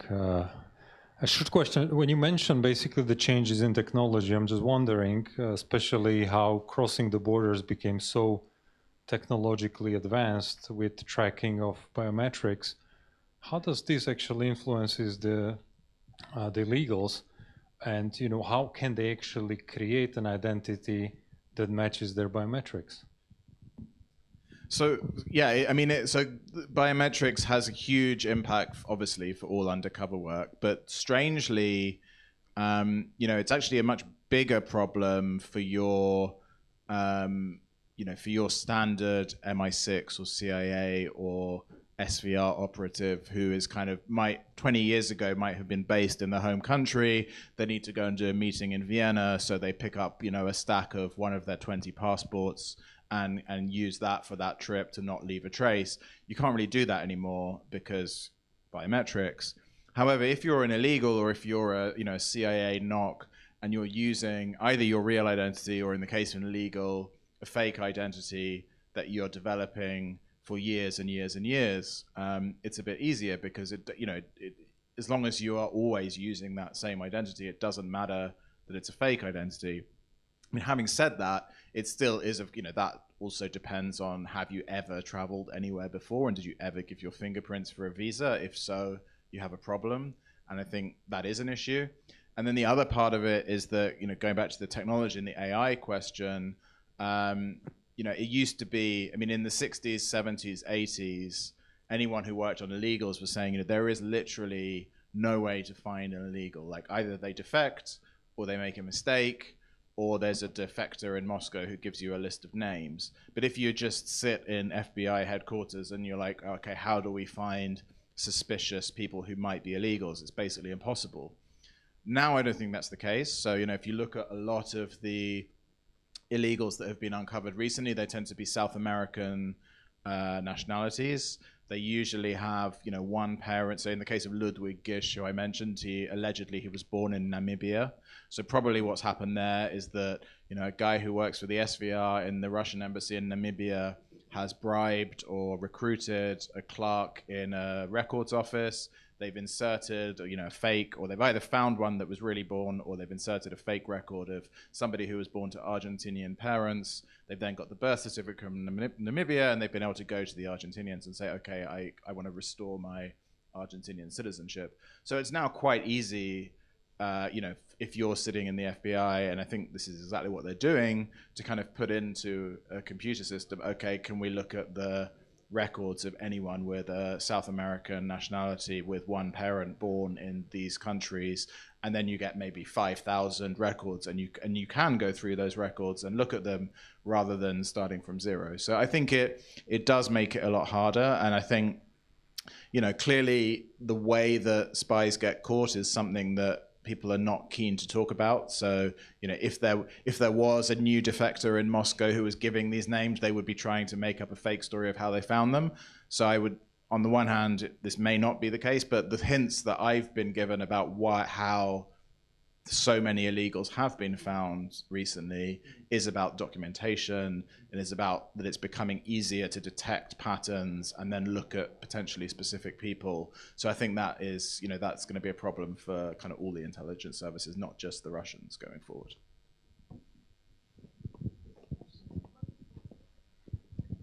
Hi. A question maybe for Savolch, but you can also comment. I can't remember which books I read it in, you know, back years ago. The GRU and the KGB actually were at loggerheads all the time in the Soviet Union. I just wondered what this is, if there's significance that these three guys that you talked about were actually GRU agents and not FSB. I mean, does that say anything, or is it just they were spare at the time and they could be sent over? I don't know these details, but we've seen that both the GRU and the FSB, and to some extent the SVR, they are maintaining their cyber departments, who are sometimes not coordinating with each other, racing with each other for better results. I don't know the background of why these three people who arrived to Hungary a couple of weeks ago, why they are actually working on behalf of the GRU, but you should not imagine them as, I don't know, Spetsnaz people or like, I don't know, trained assassins.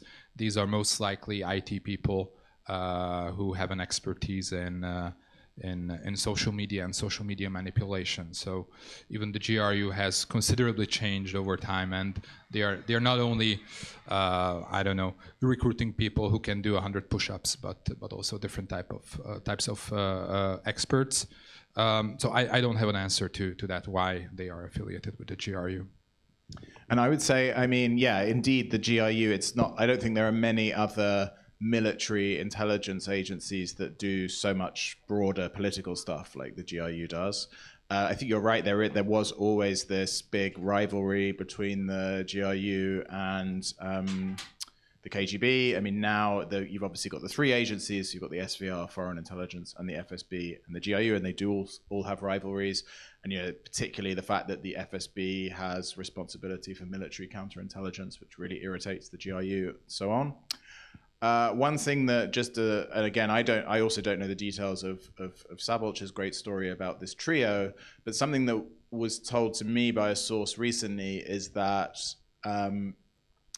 although there is still this rivalry, and although they work on very different tracks, that because there have been so many expulsions from the embassies, that they're actually seeing a lot more synergies between these agencies on the ground, so that it can actually be quite hard to track. You know, you can have a GRU operation with SVR money paying a FSB agent, for example, because, you know, that on the level of the individual embassies, they're having to use whatever resources they can to carry out their tasks. I don't know how true that is, but that's something I was told recently. Just a quick general remark.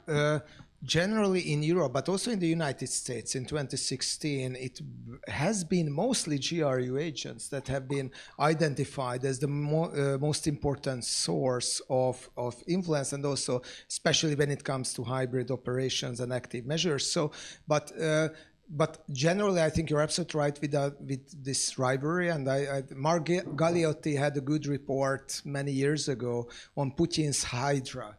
he depicts the Russian secret services as a hydra with multiple heads, and sometimes the heads are beating each other as well. Yeah, so his argument back then was that there is a strong rivalry, and it can sometimes paralyze the institutions or decrease their efficiency. At least I don't know much about this recent developments that you have mentioned, that there might be more synergies, but it has traditionally been so. And probably it is something that, most probably it is there in democratic countries as well, right? So it's like, I mean, institutions with overlapping competencies have the tendency to compete. So maybe it's organizational behavior and sociology more than something highly specific of the Russian regime, but there might be a bit more to that.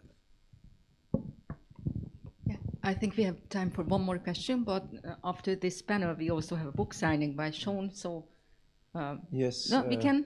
Okay, we have time. Sorry. Yeah. My question to Peter Greco: as you are analyzing, monitoring social media and the things going on there, to what extent can you estimate that trolls and troll farms inspired by Russia or even driven by Russia are influencing the current Hungarian election campaign?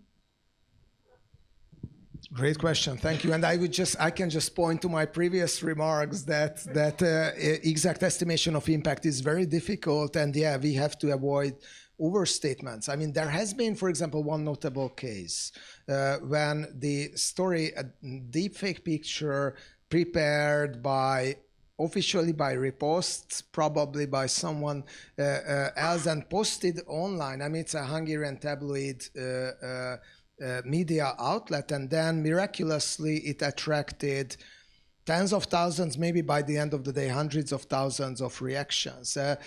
My colleagues, Csaba Molnár, for example, who is doing most of the social media research at Political Capital, have dig deeper into the reactions, and what he found, together with some Lakmus journalists, is that initially it might have been that some inauthentic accounts, some from Romania, some from Moldova, some from other countries, have amplified a bit this post, but back then it was brought into the European patriotic information ecosystem, and voters who are voting for parties who are express some hatred towards Ukraine, or at least antagonism for Ukraine, they find this story fascinating.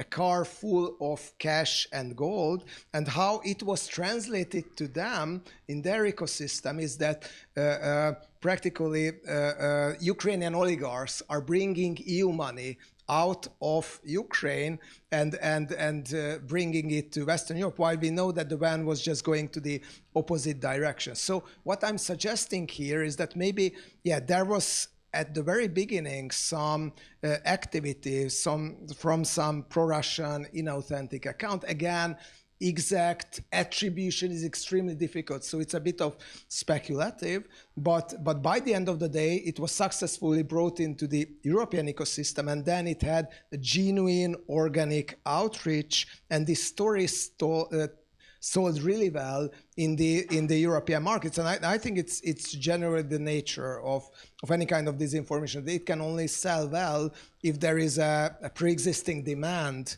and some receptivity to the messages. So as far as we see, this issue, for example, was partially engineered, partially organic, and generally how much, I mean, we have identified big groups of inauthentic profiles, but many of these groups are created by Hungarian domestic political actors, governmental, oppositional. So it's like the toolkit of inauthentic profiles, bots, trolls, and so on is not limited to Russian disinformation actors at all. This is something that almost everyone invests in, and we could identify that there is a part of the these inauthentic profiles that does not seem to relate to any of the domestic political actors, and sometimes repeating messages that are coming from the Moscow playbook. So we can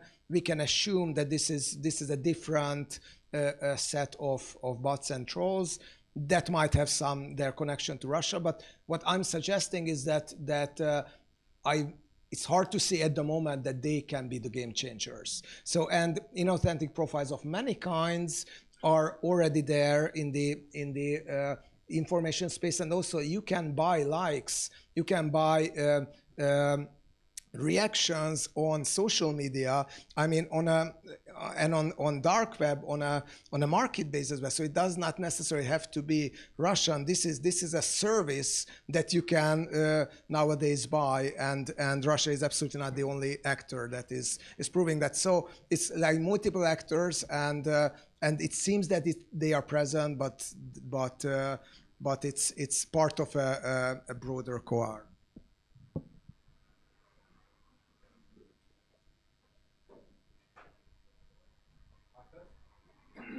First of all, I'd like to disagree with the statement that they were not successful in Moldova or Romania. I think both cases were quite close and they came quite far, and they could have, especially Moldova, could have tilted the other way. I think they were extremely successful. In Romania, it took a constitutional court judgment to turn it around. I call that successful. My question really is on the social design agency that's been mentioned, and what you see as their role here in Hungary. And I have another question, I'm sorry, too. Concerns the targets, likely targets. I haven't heard any mentioning of NGOs here, particular Russian dissident NGOs.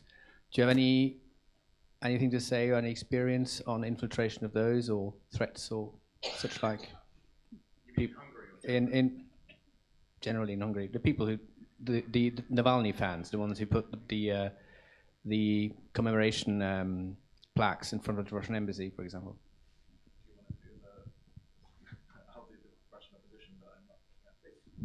Yeah, so I'll come in on the second one. I'm not so, I've read the very interesting stories about the social design agency, but it's not a story I've reported. On terms of the infiltration of Russian opposition, yeah, I mean, I think you see this as a recurring theme, that this is something that is one of the key priorities. So, for example, Pablo Gonzalez, who I already mentioned, I mean, he, for a long time, actually had a relationship with Zhana Nemtsova, who's the daughter of Boris Nemtsov, and borrowed her computer, used it to gain access to this circle of Russian opposition people. It's a messy group. There's there is lots of conflicts and kind of bad blood between the different branches of the Russian opposition. So I mean, you do end up with completely bizarre stories like the hammer attack on Leonid Volkov in Lithuania, who's one of Navalny's close associates, which, clearly when that happened, everyone was like, this is the sinister arm of the Kremlin. And it appears it was, in fact, the sinister arm of Leonid Nevzlin, who is another branch of the Russian opposition oligarch who lives in Israel. So that's kind of messy. But I think, there is a question. I mean, clearly, the vast majority of the Russian opposition who have left since 2022 are, genuine refugees who can't go home and, need a place to live. But it's also a very, very appetizing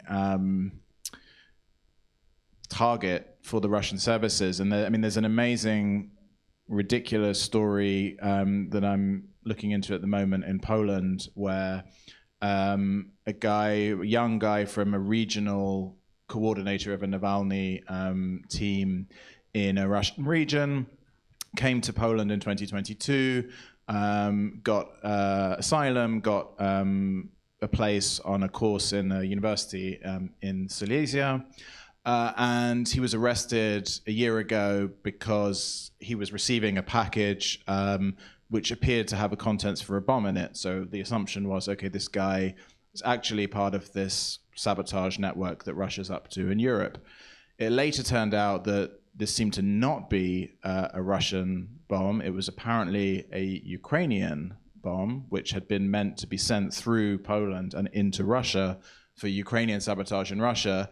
So that was very confusing. And at the point when basically this case seemed to be solved, that, okay, this was a Ukrainian situation, it then transpired that this guy's girlfriend, or wife, in fact, had told all of her friends when they had an argument that, like, by the way, Igor is working for the FSB and has reported on all of you. So as a kind of side effect of this guy being arrested for receiving a package that seemed to be a Ukrainian package, it turned out that also he had a long-standing relationship with the FSB that seems to have gone back to when he was still in Russia.